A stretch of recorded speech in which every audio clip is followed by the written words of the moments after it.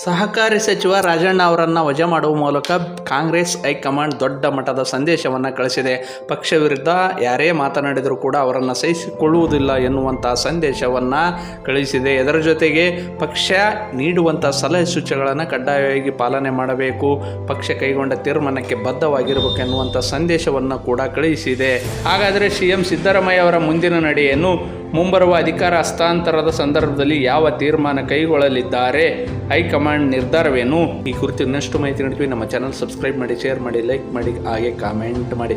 ಮುಖ್ಯಮಂತ್ರಿ ಸಿದ್ದರಾಮಯ್ಯ ಅವರ ಪರಮಾಪ್ತ ಹಾಗೂ ಸಹಕಾರಿ ಸಚಿವ ರಾಜಣ್ಣ ಅವರನ್ನು ಸಚಿವ ಸಂಪುಟದಿಂದ ವಜಾ ಮಾಡಲಾಗಿದೆ. ಕಾಂಗ್ರೆಸ್ ಹೈಕಮಾಂಡ್ ಈ ಬಗ್ಗೆ ಕಠಿಣ ನಿಲುವು ತಳೆದಿದ್ದು, ಪಕ್ಷದ ವಿರುದ್ಧ ಯಾರೇ ಮಾತನಾಡಿದರೂ ಕೂಡ ಸಹಿಸಿಕೊಳ್ಳುವುದಿಲ್ಲ ಎನ್ನುವ ಕಠಿಣವಾದ ಸಂದೇಶವನ್ನ ರಾಜ್ಯ ನಾಯಕರಿಗೆ ಹೈಕಮಾಂಡ್ ಕಳುಹಿಸಿದೆ ಎಂದು ಹೇಳಲಾಗುತ್ತಿದೆ.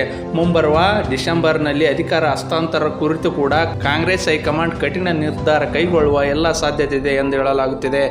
ಈಗಾಗಲೇ ಒಪ್ಪಂದ ಆದಂತೆ ಸಿದ್ದರಾಮಯ್ಯ ಅವರಿಗೆ 2.5 ವರ್ಷ ಅವಧಿ ಹಾಗೂ ಡಿ.ಕೆ. ಶಿವಕುಮಾರ್ ಅವರಿಗೆ 2.5 ವರ್ಷ ಅವಧಿ ಮುಖ್ಯಮಂತ್ರಿ ಗಾದಿಯನ್ನು ಕಾಂಗ್ರೆಸ್ ಹೈಕಮಾಂಡ್ ಹಂಚಿಕೆ ಮಾಡಿತ್ತು. ಅದರಂತೆ ಮುಂಬರುವ ದಿನಗಳಲ್ಲಿ ಕಠಿಣ ಕ್ರಮ ಕೈಗೊಳ್ಳುವ ಸಾಧ್ಯತೆ ಇದೆ ಎಂದು ಹೇಳಲಾಗುತ್ತಿದೆ. ರಾಜಣ್ಣ ಅವರ ಪರವಾಗಿ ಮುಖ್ಯಮಂತ್ರಿ ಸಿದ್ದರಾಮಯ್ಯ ಅವರು ಬ್ಯಾಟಿಂಗ್ ಮಾಡಿದರೂ ಕೂಡ ಪಕ್ಷ ವಿರೋಧಿ ಚಟುವಟಿಕೆಯನ್ನ ಹಾಗೂ ನಾವು ಕೈಗೊಳ್ಳುವ ಯಾವುದೇ ತೀರ್ಮಾನವನ್ನು ಬದಲಾವಣೆ ಮಾಡುವುದಿಲ್ಲ ಎನ್ನುವ ಸಂದೇಶವನ್ನ ವೇಣುಗೋಪಾಲ್ ಅವರು ಕಳುಹಿಸಿದ್ದಾರೆ ಎಂದು ಹೇಳಲಾಗುತ್ತಿದೆ. ಆ ಮೂಲಕ ಮುಂಬರುವ ಡಿಸೆಂಬರ್ನಲ್ಲಿ ಅಧಿಕಾರ ಹಸ್ತಾಂತರ ಸೂತ್ರವನ್ನು ಕೂಡ ಜಾರಿ ಮಾಡುತ್ತೇವೆ ಎನ್ನುವಂಥ ಸಂದೇಶವನ್ನು ಪರೋಕ್ಷವಾಗಿ ನೀಡಿದ್ದಾರೆ.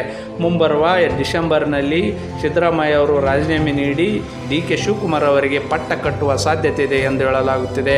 ಒಟ್ಟಿನಲ್ಲಿ ಕಾಂಗ್ರೆಸ್ನಲ್ಲಿ ನಡೆಯುತ್ತಿರುವಂತಹ ಈ ಬೆಳವಣಿಗೆಗಳು ದೊಡ್ಡ ಮಟ್ಟದ ಚರ್ಚೆಗೆ ಗ್ರಾಸವಾಗಿದ್ದು, ಮುಖ್ಯಮಂತ್ರಿ ಅವರನ್ನು ಬದಲಾಯಿಸಿ ಡಿ.ಕೆ. ಶಿವಕುಮಾರ್ ಅವರಿಗೆ ಮುಂದಿನ ಅವಧಿಯಲ್ಲಿ ಸಿಎಂ ಸ್ಥಾನ ಕೊಡುವ ಸಾಧ್ಯತೆ ಇದೆ ಎಂದು ಹೇಳಲಾಗುತ್ತಿದೆ.